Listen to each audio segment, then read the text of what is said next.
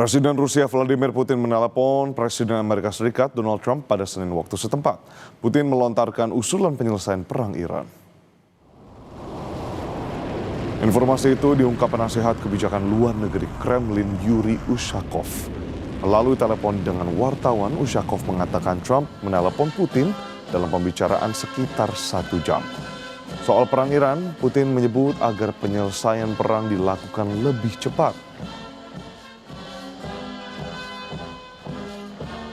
Президент России высказал ряд соображений, направленных на скорейшее политико-дипломатическое урегулирование иранского конфликта, в том числе с учетом проведенных контактов с лидерами стран Персидского залива, с президентом Ирана Пезешкианом, руководителями ряда других стран.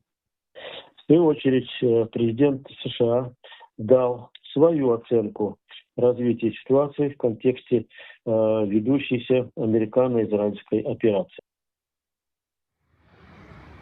Pemerintah Azerbaijan mengirimkan bantuan kemanusiaan untuk Iran melalui jalur darat. Bantuan ini terdiri dari 30 ton bahan makanan, termasuk tepung, beras, gula, dan teh, ditambah perlengkapan medis.